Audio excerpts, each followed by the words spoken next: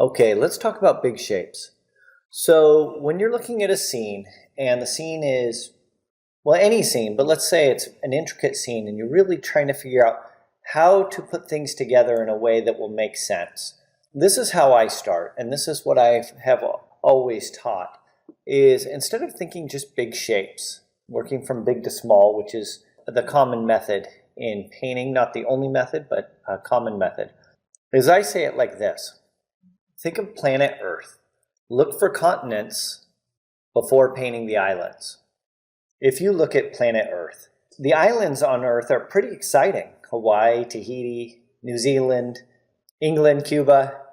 There's so many interesting islands. But if we focus on the islands first, then our design is not going to hold together. When you think of Earth and you conjure it up in your mind, you're going to think of the large shapes of the continents. So we're first going to see, or think about, depending on where you live, maybe you think of different things first. North America here, South America, group that as a shape. Then we're going to think of Africa,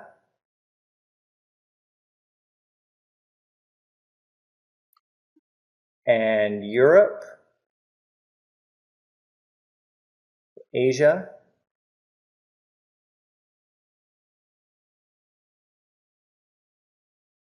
I know people are watching from all over the world, so sorry if I'm not drawing exactly right on over your country. I apologize.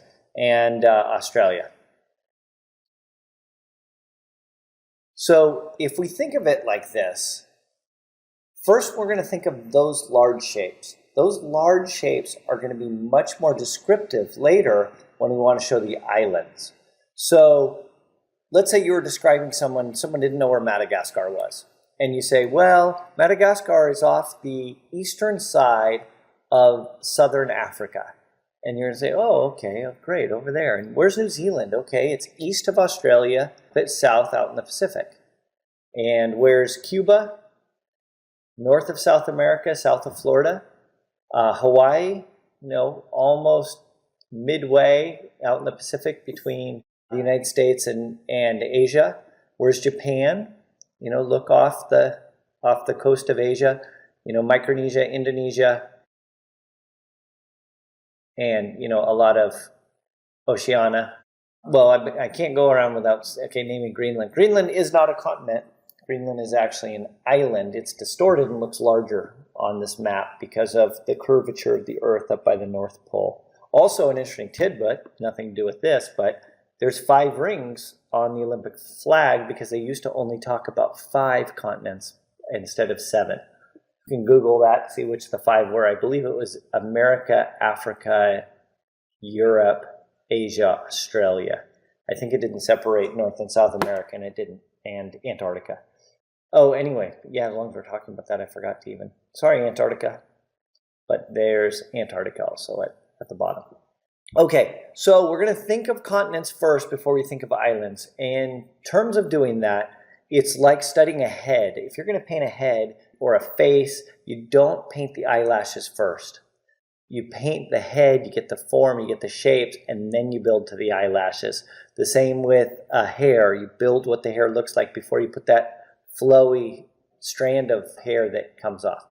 So let's take a look at this. This is a outdoor market in South America. That's again a reference photo I shot when I lived down there, and an area I enjoyed painting quite a bit. When we look at this scene, it's very intricate. There's a lot to look at, and when you approach it, you might look at it and go, oh man, where do I even start? There's just too much information. And so I might start. Now I'm giving you an easier way, I feel, in looking at the large design. There is methods in painting, and even I do it where you start in one spot and build out. But I'm, more than anything in this class, trying to help with observation skills. How to break down scenes, either understand them or give them an interesting design. So if I look at this scene and I want to look for the continents instead of the islands, I can do, this sort of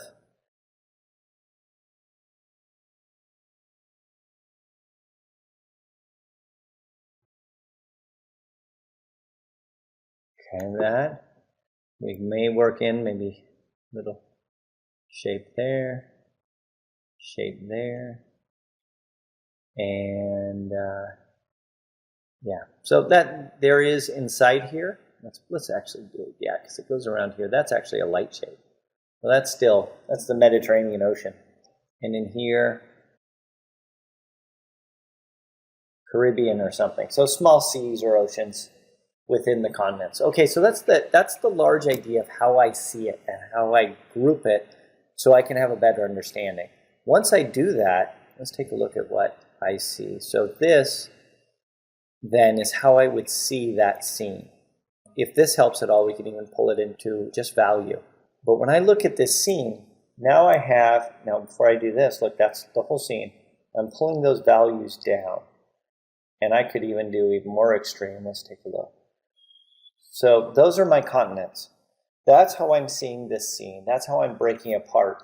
And I say it over and over again, representational painters, I believe, are some of the best abstract painters. Because when you look at this scene, when you truly paint it correctly, I think you see it as an abstract scene. That's what attracts you. When I look at it, I shouldn't be just attracted by the color of the tarps or the fruit or the vegetables or the people's clothing.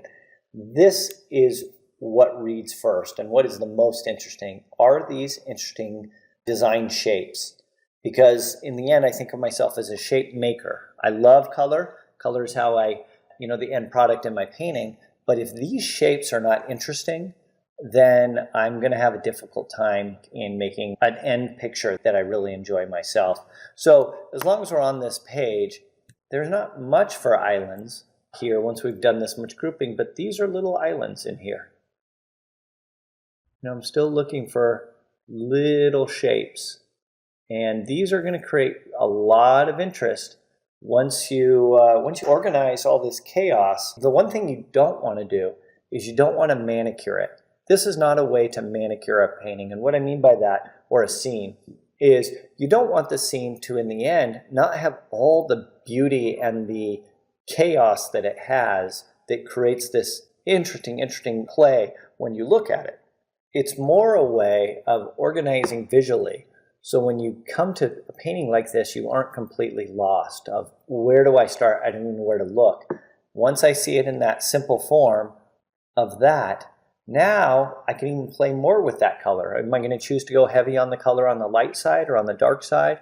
But it's going to be based around that. Let's use an example of continents and islands. I really love this painting and was finding any excuse to try to include it in my class. So this is by Pavel Shardokov, and I've also seen this one in real life. It's a large painting, and I'm crazy about it. Look how this artist is also, even though it looks like there's tons going on, that's why I wanted to include it. There's so much going on in this painting, but let's first reduce it just to value. Can you see when we reduced it to just value, how you can now start seeing those continents? Look how the artist has found a way to group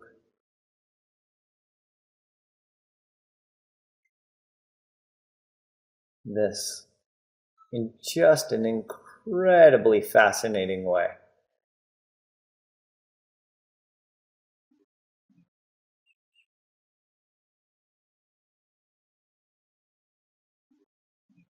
So it was never explained to me when I was in all my classes, continents and islands. But I wish it was, because I think it's a way that I can see and I can start understanding on how I want to group.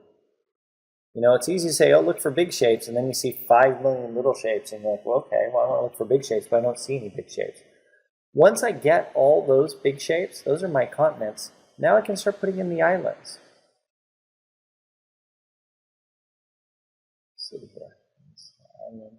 Some nice little islands off there, and then these shapes kind of dance or sing, or, they're so interesting because of their placement versus the large shape.